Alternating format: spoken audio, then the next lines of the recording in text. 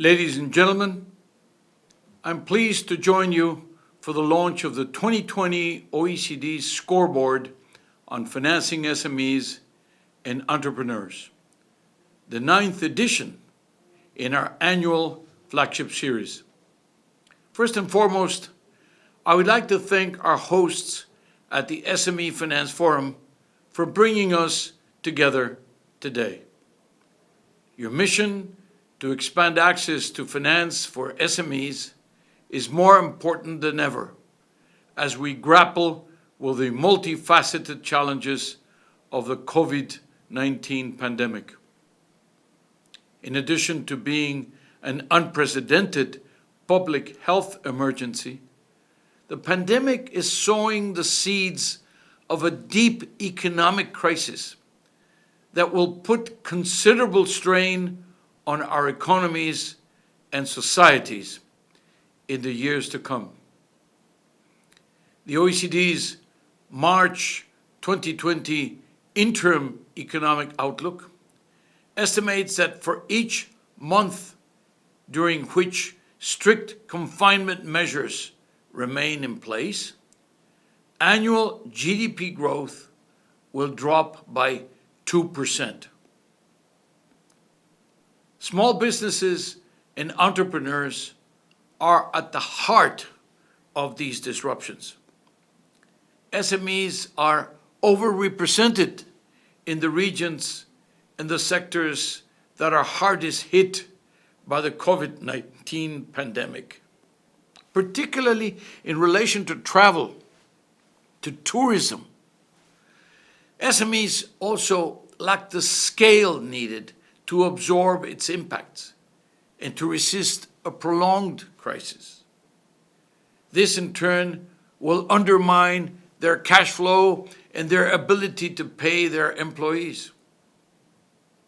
Now, even in good times, smaller firms tend to be more liquidity constrained, to have fewer buffers, to experience more difficulties when trying to obtain external sources of finance than, of course, their larger counterparts. So as a result, many viable businesses with temporary cash flow problems will likely have to close shop. The evidence is evolving rapidly, but the outlook is stark.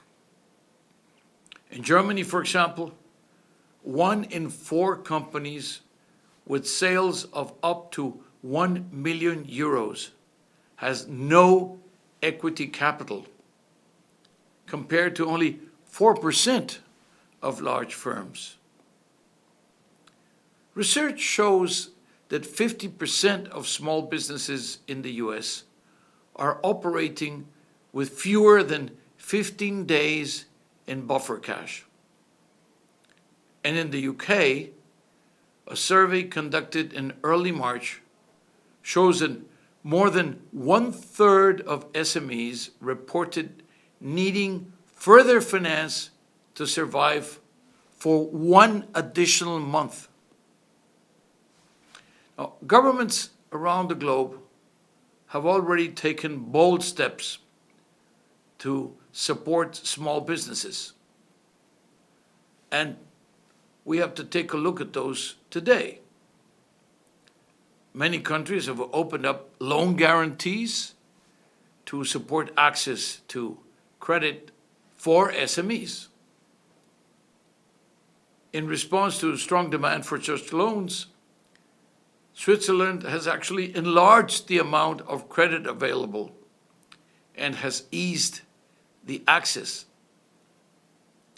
Now, for loans under Swiss francs 500,000, the government offers a 100% guarantee to banks. That means the government takes all the risk. Now, the US introduced a $350 billion small business loan program to incentivize and enable small business to keep employees on the payroll. Now they're asking to expand the program because they practically ran out of the resources. There's so much demand for it. Several countries in Europe are offering direct grants to SMEs and to the self-employed. France and Germany have established specific funds to help startups weather the crisis. Since this is not only about the survival of existing firms, but it's also about encouraging entrepreneurs who often catalyze much needed innovation. Now, going forward, it will be imperative for us to monitor the impact of these measures on SME access to finance, the lifeline of SMEs, drawing on the well-established methodology of the OECD scoreboard. Our latest scoreboard suggests that the financing environment for SMEs was generally favorable before the pandemic, with interest rates at historic lows and relatively easy access to straight debt in most countries. It also shows that SMEs and entrepreneurs have been increasingly seeking alternative sources of finance, including online finance, venture capital, and asset-based financing. The pre-crisis development provide a basis for resilience, but continued action is needed to help businesses to withstand the magnitude of the current shocks. The scoreboard also highlights the evolution of SME finance policies since the 2008 financial crisis, which may hold important lessons for policymakers in the current context. So, dear friends, ladies and gentlemen, SMEs are the backbone of our economies and societies, and we must do our utmost to help them weather the storm. Today, more than ever, it is crucial to help governments develop evidence-based SME policies. And you can continue to count on the OECD to do its part. The severity of the COVID-19 crisis will also require unprecedented international cooperation. And we must ensure that SMEs are placed at the center of our efforts.